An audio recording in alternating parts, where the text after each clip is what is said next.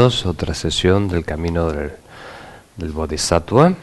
Hoy empezamos en el verso número 9, a partir del verso número 9. Entonces vamos a continuar hablando de bodhicitta.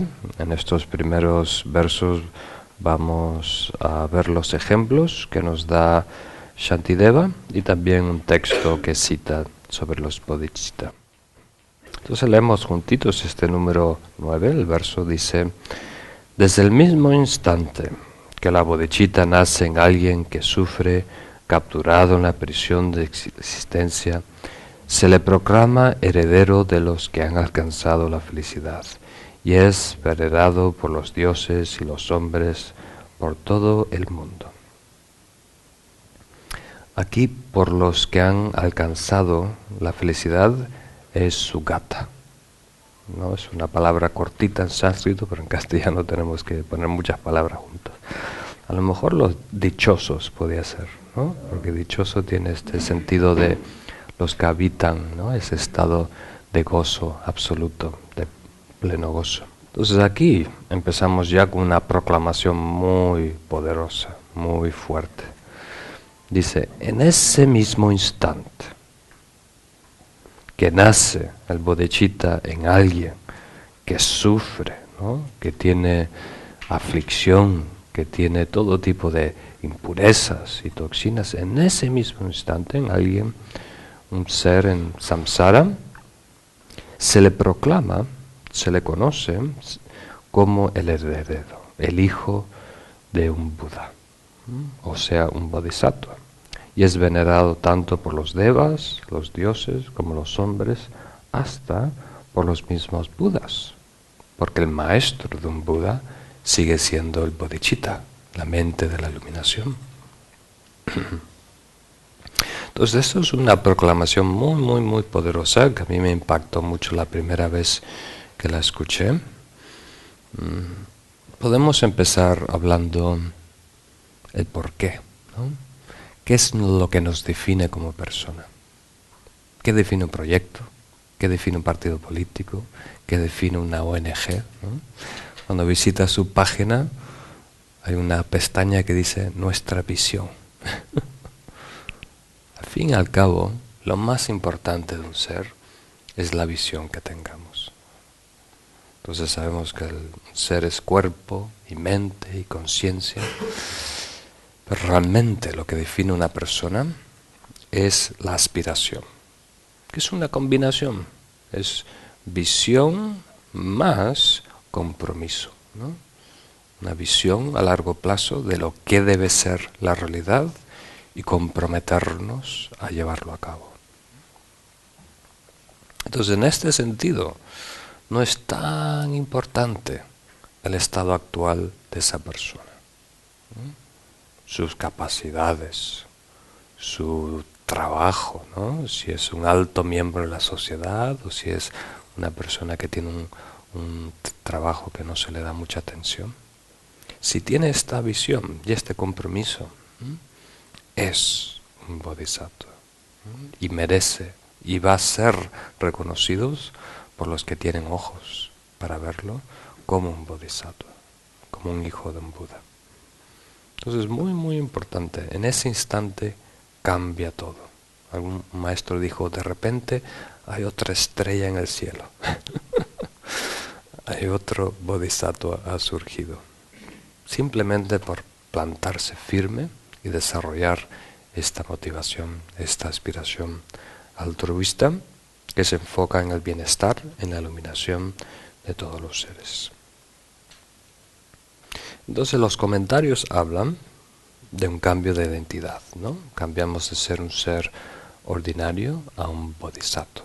Y como hablamos, cuando hablamos de bodhisattva, el sattva es el héroe del bodhi, de la iluminación. Hay tres tipos: el bodhisattva aspirante, el bodhisattva realizado, que ha tenido una experiencia de esa verdad última, y el bodhisattva completamente actualizado, que es el Buda mismo, ¿no? Entonces aquí nos convertiríamos en el primero de ellos, ¿no? El bodhisattva aspirante, pero bodhisattva de todas formas. Y seríamos el objeto de reverencia de todos los seres, incluyendo los mismos Budas. También aquí normalmente me gusta comentar algo de Cordeyerme. Cordeyerme es la sabiduría sublime o la manera que tiene la tradición Sakya de describir la sabiduría sublime, ¿no? En otras tradiciones habla de Mahamudra, en otras de Dzogchen. En la tradición Sakya se habla de Mahamudra y también de Cordeyerme. Cordeyerme quiere decir la no diferenciación entre samsara y nirvana, queriendo decir que samsara, ¿no?, esta existencia mundana, cíclica, y nirvana, el estado de perfecta liberación y felicidad, en realidad son la misma cosa, vista por otra conciencia, más que conciencia, por otro estado. Alguien que está habitando otra realidad percibe su entorno de otra manera y percibe a los otros seres de otra manera. Nuestro estado, nuestra disposición, nuestra brújula, esta visión, esta aspiración cambia la realidad que habitamos. Y, por supuesto, el cuerpo, ¿no?, que encarnamos. Pues muy, muy poderoso. Vamos a pasar al próximo, si os parece. Ahora Shantideva empieza a hablar de ejemplos. Da 5 ejemplos y después cita un texto de Maitreya.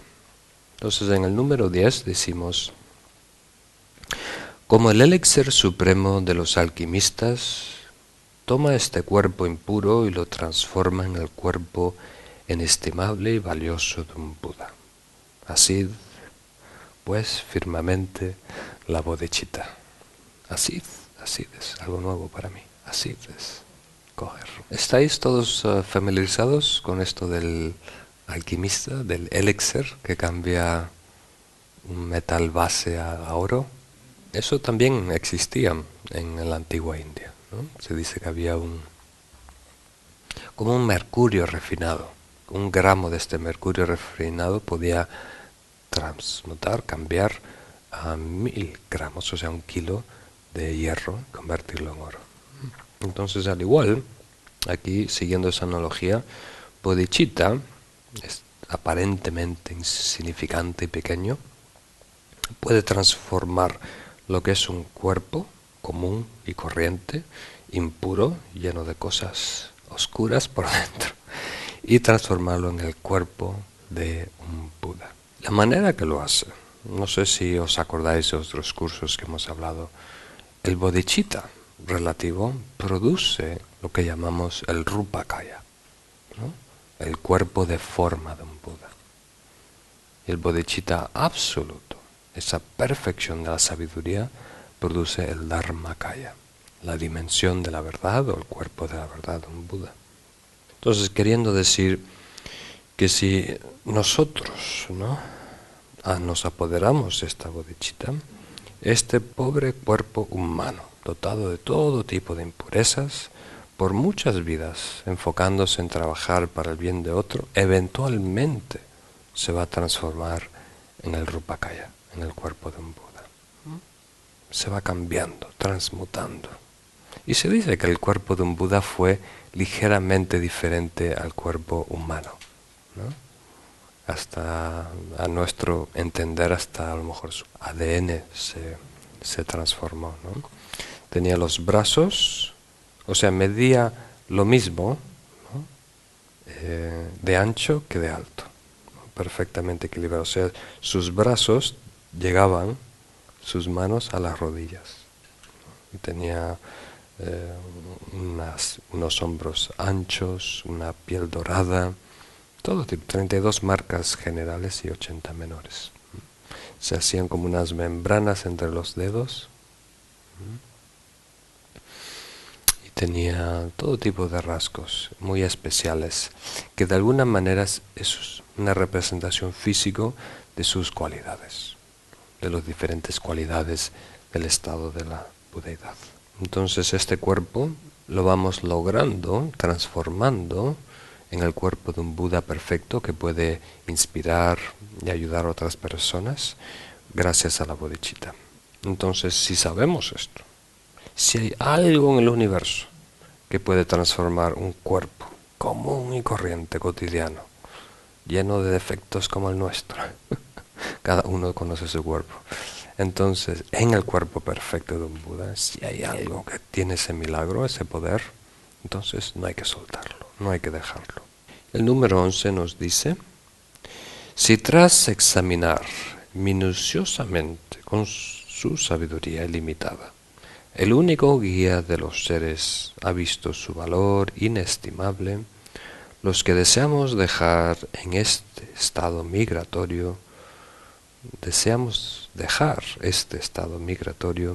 debemos asirnos bien a esta preciosa bodhicitta. Este es el ejemplo de la joya. No está escrito aquí, pero es el ejemplo de la joya. La analogía que estamos siguiendo es de estar en una expedición, creo que se dice, donde vamos hacia una isla enjollada y estamos siendo guiados, ¿no?, por un experto, un capitán que ha navegado estas aguas, que ha ido a estas islas anteriormente y que sabe lo que es valioso, ¿no? Entonces, al llegar a esa isla, nos guía a recoger las joyas más preciosas, y esa que realmente es el tesoro, ¿no?, que podemos rescatar de esas con mayúscula. Entonces, aquí el guía es el Buda, ¿no? Y él, con su experiencia, eones, estudiando todas las posibilidades, todos los caminos, todas las herramientas que podemos utilizar para crecer, para despertar la conciencia, ¿no?, para lograr la perfección, ha señalado que bodhicitta es, ¿no?, la joya con mayúscula. Y no solo el Buda, todos sus grandes discípulos, todos los grandes yogis de la India y Tibet, todos en todos sus comentarios, en todas sus enseñanzas, hablan y resaltan lo que es el bodhicitta. Hay algunos tratados solo de alabanza a bodhicitta, un poema solo diciendo una canción a bodhicitta.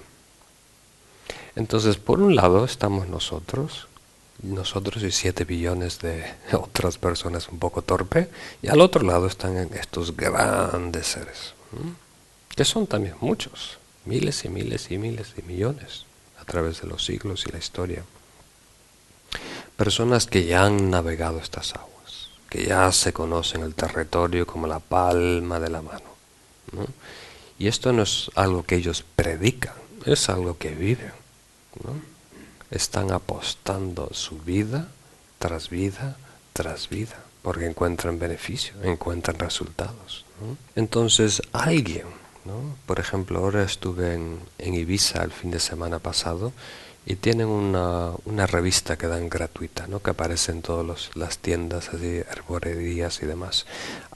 Está llena de cursos de nueva era, ¿no?, todo lo que está pasando en Ibiza. Y había en la primera página una entrevista con una señora que da un curso de sanación, ¿no? Y ella dice que recibió la iniciación de Kalachakra del Dalai Lama. Inmediatamente después canalizó unos símbolos, ¿no?, unos símbolos que ella después lo hizo en tarjetitas, y pone esas tarjetitas en las zonas afectadas del cuerpo, ¿no?, y sana a las personas de esa manera. Ahora, esas tarjetitas y esos símbolos pueden ser poderosos, pueden también tener un efecto placebo, ¿no? Pueden ser también las tarjetitas de, yo que sé, un número o cualquier cosa, y tener el mismo efecto. Entonces, esto solo se le ocurrió a esta mujer, ¿no?, a esta persona. Es una experiencia que ella tuvo y ella lo plasmó. No hay nada más respaldando de eso, ¿no? No hay estudios doble ciego en donde confirman eso, ¿no? Entonces después hay otros maestros como Osho, por ejemplo, que predican su comprensión de lo que es el hinduismo, de lo que es el budismo, ¿no? Él también tomó muchas enseñanzas del Buda.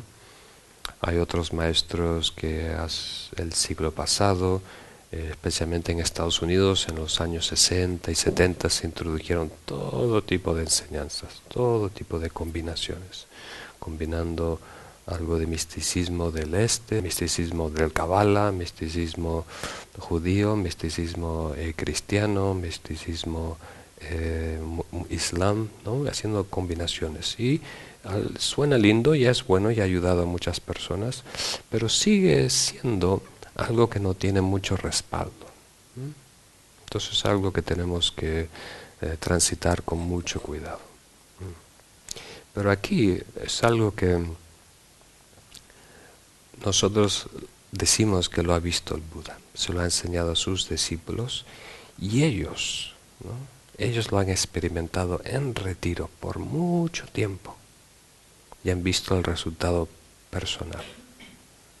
Entonces esto es algo que mencionamos y discutimos mucho cuando estuvo aquí Alan Wallace, ¿no?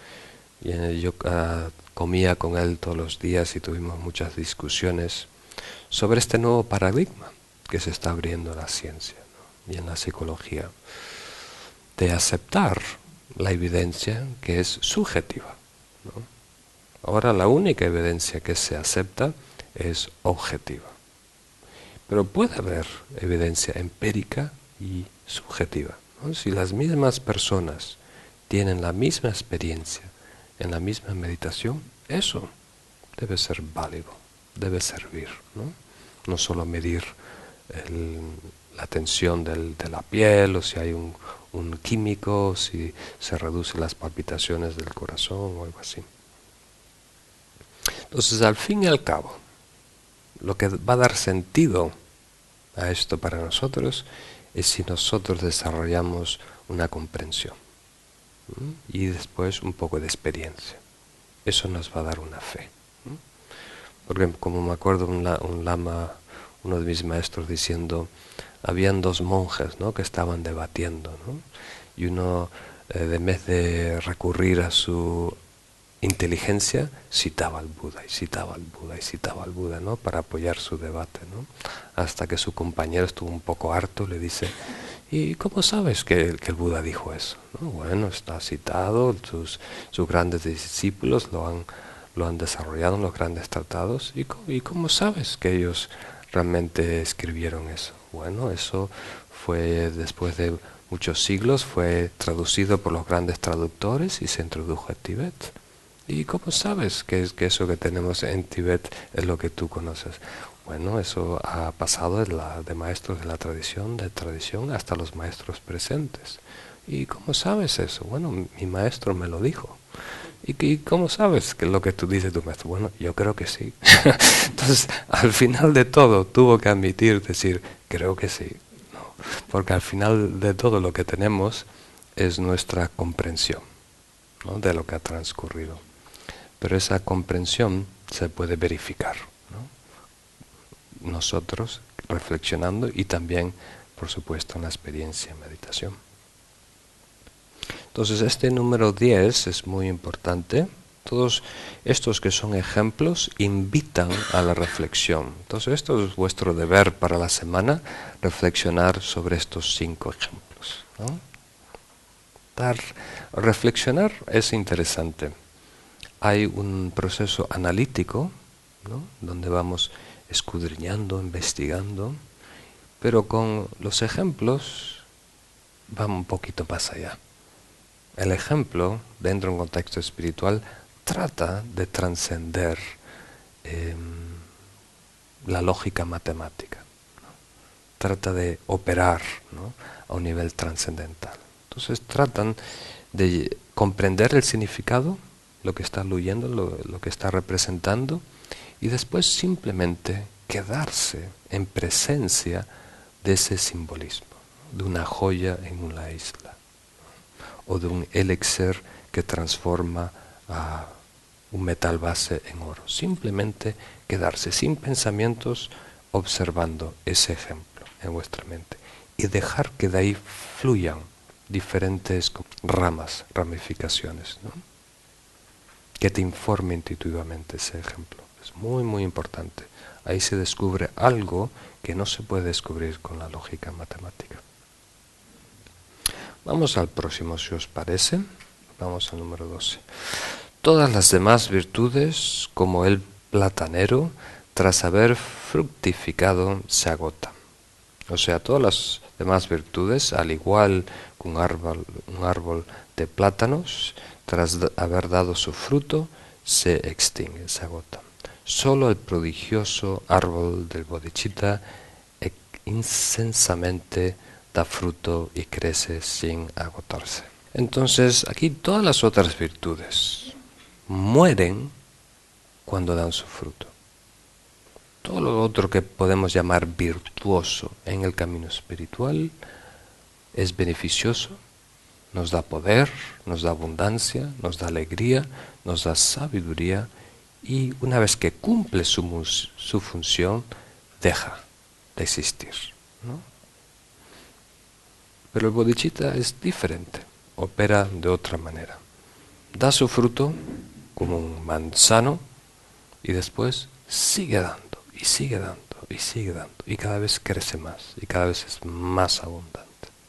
Entonces la pregunta que nos debemos hacer, ¿por qué? ¿Por qué esa gran diferencia? Las dos son virtudes, ¿no? Un acto generoso, un acto devocional, una meditación. Cuando está inspirada por el bodhicitta, se convierte en un karma trascendental. Vamos a usar esa palabra pues un poquito fácil de entenderla.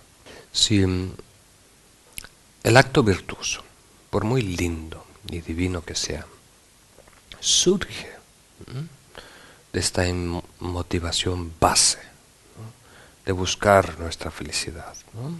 De lograr nuestro bienestar, o sea, de un ego, de un individuo flotando en el universo, es uno por uno, va a producir un efecto.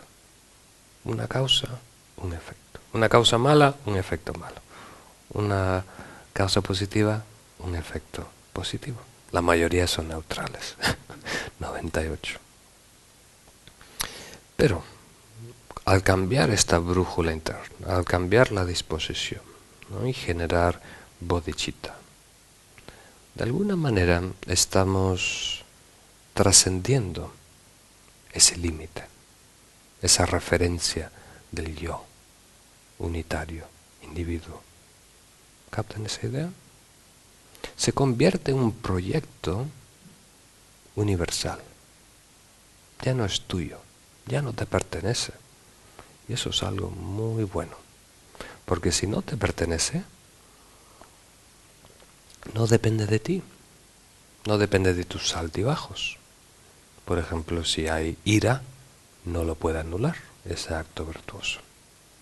Entonces la analogía que damos es de ponerlo en una cuenta bancaria, no individual sino comunitaria, ¿no? La de una fundación, una asociación o algo así. Entonces si alguien te hace una demanda a ti, te quiere herir a ti, no puede tocar ese dinero porque está destinado a ese proyecto de llevar a todos los seres a la iluminación. Entonces ese proyecto, esa inversión que tú hiciste, ¿no? En ese proyecto, ahora está creciendo por sí solo. Es como si tuviera sus propias piernas, ¿no? Es una organización y se está por sí solo, ¿cómo se dice? Autogenerando, creciendo. Y tú recibes los beneficios. De vez en cuando hay dividendos, se dice así, ¿no? Las corporaciones cuando hay ganancias a sus... Esto es muy, muy, muy, muy poderoso. Si supiéramos y comprendiéramos realmente lo que está en juego. Se dice que un maestro de bodhicitta, podemos decir, no es que trabaja más que nosotros, no sube más, no sufre más, sino que es mucho más eficiente, mucho más eficaz. Como el mismo empeño, desgaste, horas que nosotros estamos invirtiendo en nuestra vida, ellos sacan 1000 veces más provecho. Eso es interesante, ¿no? Imagínate que hay 2 personas trabajando en el campo, 2 campos. Y las 2 están trabajando, vida o muerte, ¿no? Día y noche. Y una está cosechando 1000 veces el de derecha comparado al de la izquierda. Si tú eres el de la izquierda, tienes que averiguar, ¿no? Están viniendo camiones a sacar los cajones de ahí y tú con una cesta te llega, ¿no? Hay algo raro aquí. Entonces, un yogi, una meditadora, un meditador que ha desarrollado este bodhicitta, con un pequeño gesto de generosidad de dar 1 euro, de dar una flor, un incienso, impulsado por este altruismo tan puro, mueve montañas, acumula un mérito que no hay, dicen, no hay espacio para representarlo. Si tuviéramos que representarlo en 3 dimensiones, no hay espacio en el universo que pueda acomodar a ese mérito. Trasciende todo. ¿Por qué? La referencia no es finita. El bodhicitta trasciende el tiempo y espacio. Eso lo hablamos en la sesión anterior, ¿no? Incluye a todos los seres, todas las generaciones, todos los tiempos, todas las direcciones. No hay referencia, no hay límites, no hay horizontes. Por lo tanto, ese impulso, ¿no? Esa energía, póngalas en donde ponga. Si es algo pequeñito, algo que la sociedad cree que es hermoso, de regalar 1.000.000 de euros o lo que sea, ponga esa energía infinita, lo va a convertir en un proyecto infinito. Va a continuar multiplicándose, multiplicándose, multiplicándose. Inspirando, inspirando, inspirando. Este verso número 12 también es muy importante. El ejemplo del árbol perenne, ¿no? Que continúa dando frutos y frutos y frutos.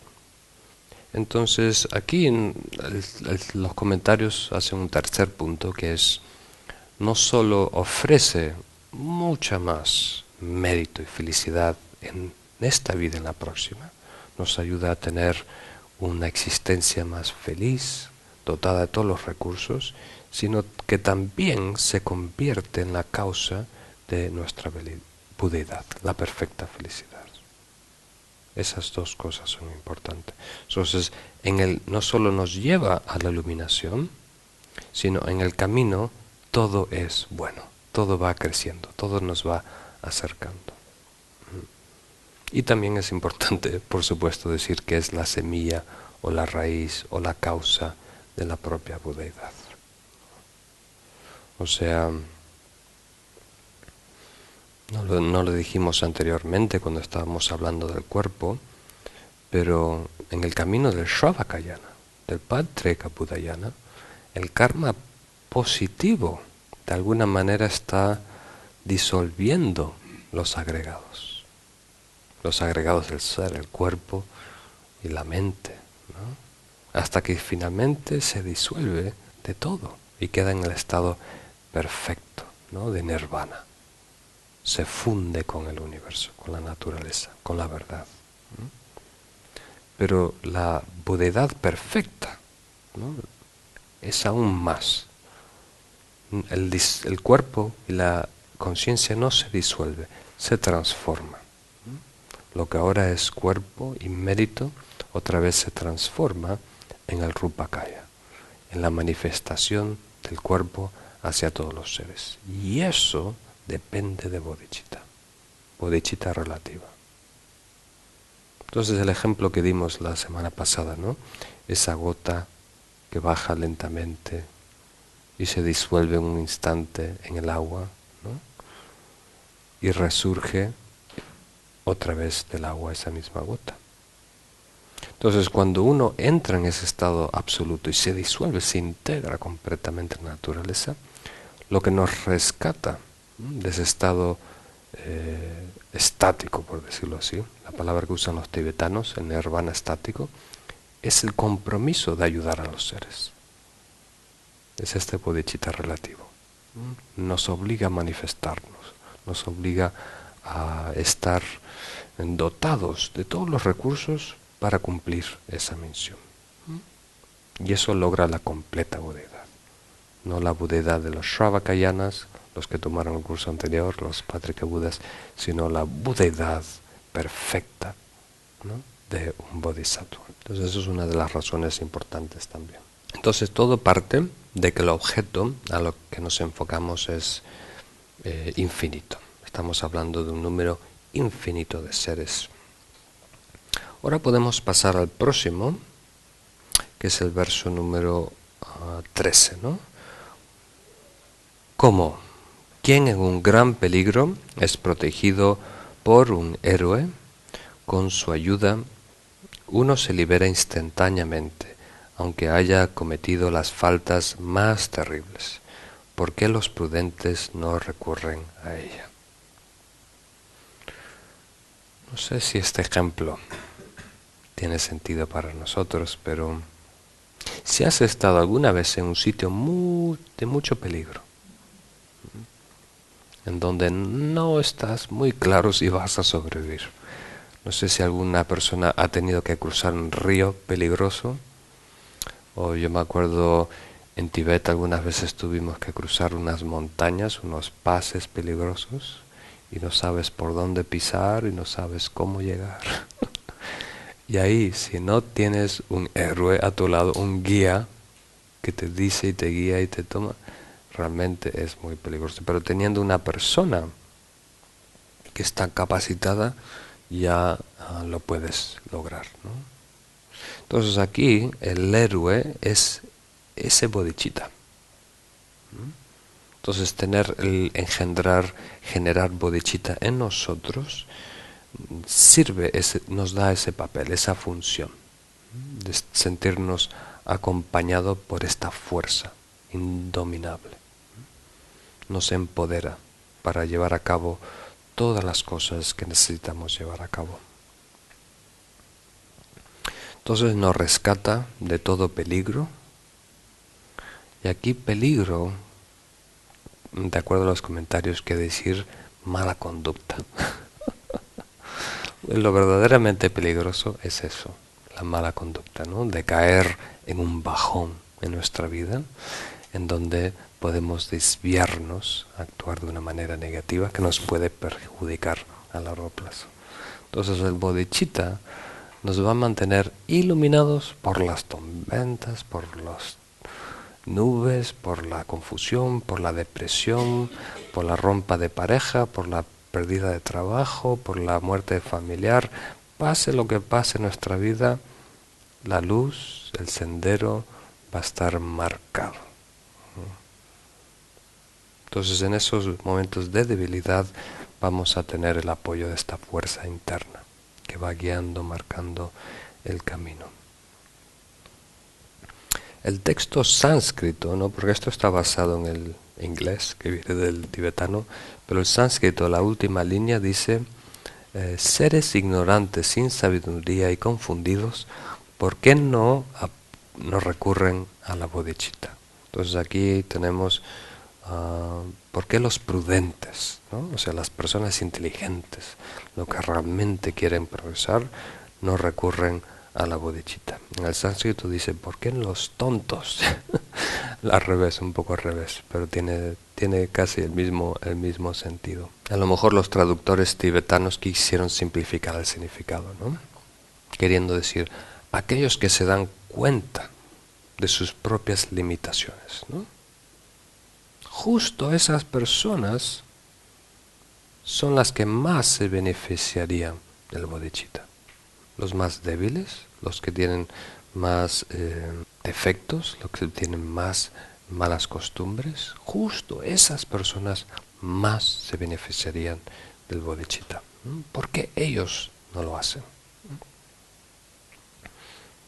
Imagínate que eso es una respuesta, una pregunta seria. ¿Tú qué dirías? Un lama me dijo una vez que si hay 3 personas en el mundo, solo 2 se iluminan. Dijo, imagina que solo hay personas tontas, personas inteligentes y genios, ¿no? Solo hay 3 tipos de personas. Los que se suelen iluminar, los que suelen dar saltos evolutivos son los tontos y los genios. Y de los inteligentes no. porque creen que no necesitan ayuda, básicamente. Entonces uno puede estar, como dice aquí, ser un genio y darse cuenta que uno necesita este apoyo, o por el otro lado ser muy tonto, si yo soy ignorante, estoy confundido, necesito a bodhicitta que me apoye. Entonces los que están en el medio, los inteligentes son, y eso lo veo diariamente a medida que voy viajando, ¿no? Cuando hay 30, 40 personas, hay personas muy leídas, muy educadas, hay personas devocionales, hay personas que... y las personas que más confianza tienen en su capacidad son las más... las que piensan que menos necesitan ayuda, ¿no? De un maestro, de un guía, de Buda o de bodhicitta, por ejemplo. Entonces eso hay algo para reflexionar en nosotros, ¿no? Si queremos ser exitosos en el camino espiritual o asumimos el papel de reconocer nuestras limitaciones, o si no, somos superdotados, comprendemos lo que está en juego, ¿no? Y que este es el camino de desarrollar esta mente pura y altruista.